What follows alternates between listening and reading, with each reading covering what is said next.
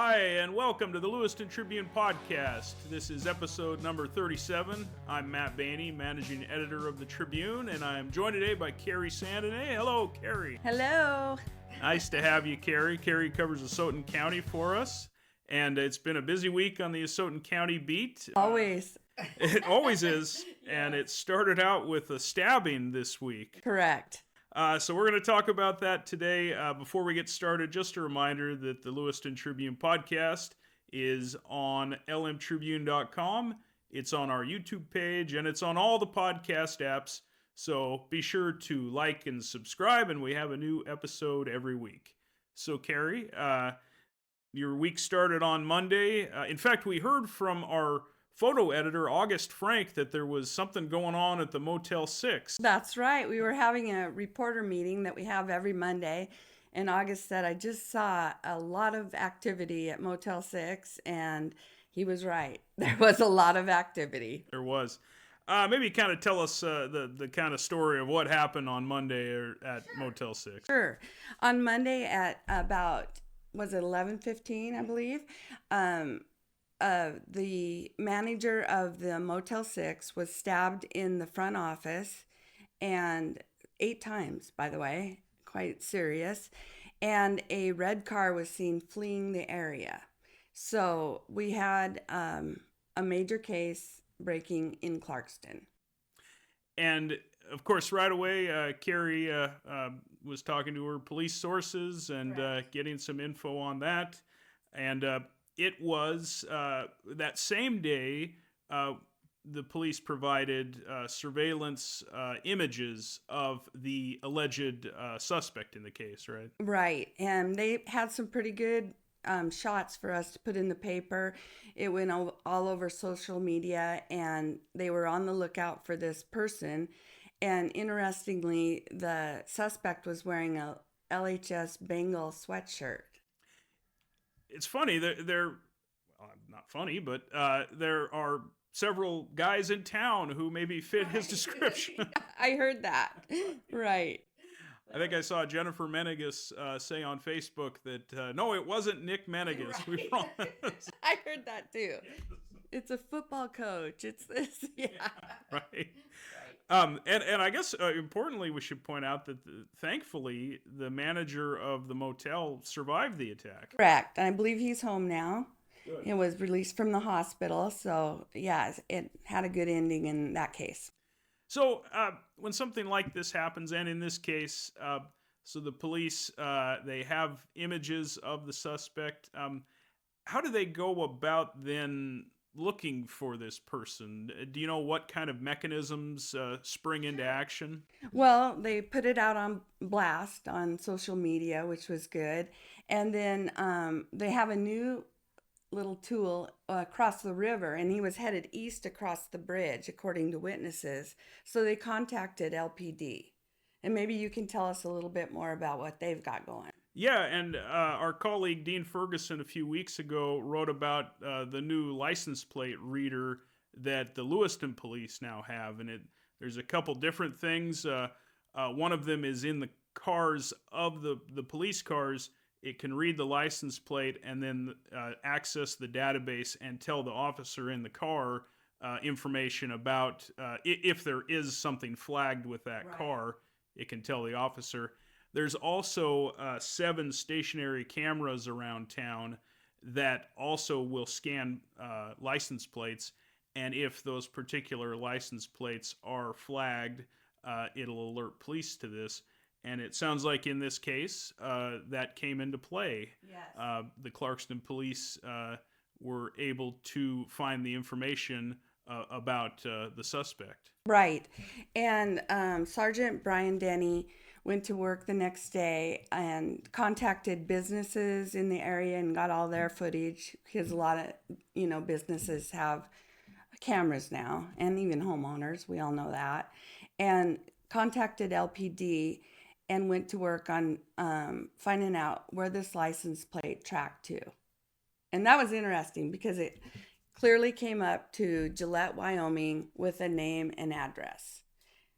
And yeah, go ahead. And it is interesting. This is brand new in the area. The Lewiston police have only had the license plate reader for a short time now, just a Right. couple months. Right. And I guess it's already paid off. The Lewiston police chief called it, what's the term, a resource multiplier, I think. And it's the sort of it's a tool that maybe you don't have as many police officers as you want, but maybe this technology can kind of help augment the work that they do. Right. And it was interesting to me. This fellow allegedly drove up here from Wyoming, sat in his car for 15 minutes to a half hour, and then he went inside and allegedly stabbed the victim and drove home clear to Wyoming, which I think is about 800 miles, give or take. But when they pulled up Google Maps, there was the car sitting right at the address. Like it was very clear to police that they were onto something. Okay. And indeed, it was on Wednesday or Thursday that a suspect was arrested. Is that right? Yeah. You remember which day? Wednesday, I believe. Okay. And the fellow's name, should I say that? Yes. Is Thomas Krogman, and he is reportedly a former teacher and coach in Wyoming, and he is in jail in Wyoming, and he has not waived extradition, so that means it's going to take a little bit longer to get him up here to face his charges. They have to have a governor's warrant, and his next court appearance in Gillette is June 12th. Okay. In a case like that where someone, and I'm sorry, I'm asking you to put your lawyer hat on for a second.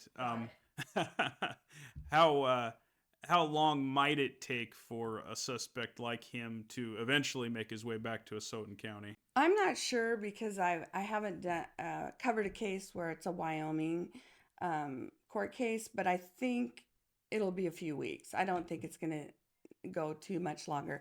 And this fellow has a lawyer, and he's not saying much, so I don't know how long it'll take. Well, Kerri, as much as we can say here, and of course, keep in mind, everybody, innocent till proven guilty. Absolutely. We let the process play out, but according to the police report, what could a motivation perhaps be in this case? That's a good question, Matt. I pulled up the probable cause affidavit, and if you ever cover a crime, this is your holy grail. It has all the facts of the case, and it's signed by a police officer or multiple ones. And so I'm going to read what they wrote. This is from Brian Danny's report, and it says, Henry believing it was Thomas and officers from Gillette PD. Here we go. The motive for the assault was the fact Phyllis had just accused Henry of molesting their sister approximately 60 years ago. Now, if that doesn't make sense, what we found out earlier in the report is that these two men were related. And the person who was arrested is the brother-in-law of the man who was behind the counter. And apparently, his sister called him a day or two ago before the attack and brought up this old family secret, old family trauma.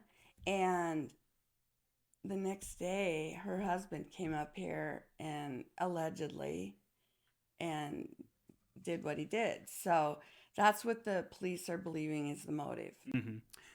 And it's interesting in your story, in the police report, it mentions the suspect saying to the front desk person, "Do you remember me?" Right. And so that would make you think they must not have seen each other in many years, perhaps? They hadn't seen each other in 6 years, and the suspect was wearing a hoodie, and he had stubble on his face, white stubble. And he asked it more than once. Do you remember me? And he said, not really. He said, do you remember me? No. And anyway, when the victim got home from the hospital, or maybe he was still in there, police interviewed him and said, hey, this tracks back to this person, this couple in Wyoming. He's like, oh yeah, that's my sister and her husband.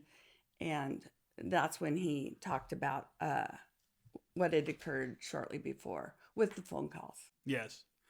Well, Kerri, you've covered Asotin County for a long time now. A long time. And, many crime stories over the years you've followed. And when you are covering one of these, of course, you want to get the best information out there for our readers that you can. Are there times when you kind of shake your head and say, oh, not again?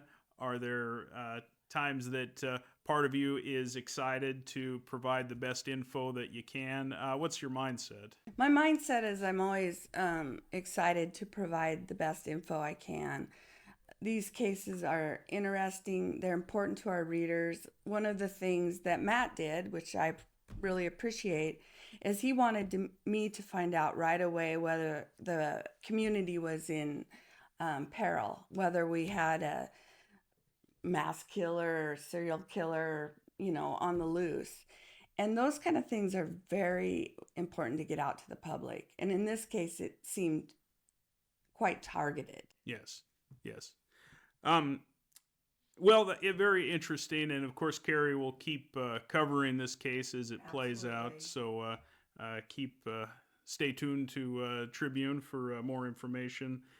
Maybe a little bit of a preview on the story that you're working on. Sure. You spoke with Asotin County prosecutor Kurt Lidke Yes.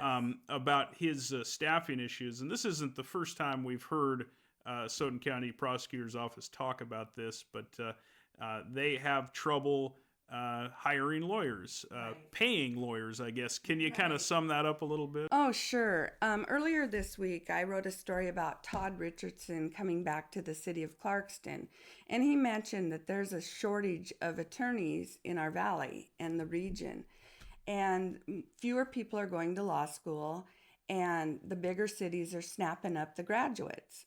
Well, Kurt said that is especially true for his office because they offer, he thinks, one of the lowest pay scales in the whole state. And he provided some data with that. So I wrote a story about that will be appearing tomorrow, I believe, or Saturday, whenever this comes out. But it was really interesting to see those pay scales. And one thing I wanted to mention, that he said that, these attorneys go to law school and they rack up mounds of debt, and they are getting paid less in Asotin County starting wage than somebody who goes to Clearwater Paper or SEL or CCI with no college. So I thought that was interesting. Yes, that is. I believe you. Do you remember off the top of your head the average salary that they're able to, or the starting salary that Asotin County can provide? It was in the 60 to 70 range. Which is good money, of course. Right. But yes, when you have that giant school burden, suddenly you're not as wealthy as it might seem. Right. I think it's a good story. I hope people will read that. Well, they always read your stories, Kerri. I don't know about that. Go Asotin County. Kerri, thank you. Thanks for joining us. Kerri knows Asotin County perhaps better than anyone, so she's a real resource to have at the Tribune, and it's always fun to see you here on the podcast. Oh, it's fun to be here. Thank you so much. And thank you for watching this episode of the Lewiston Tribune podcast. We'll be back again next week with another new episode, and until then, have a great day. Thanks.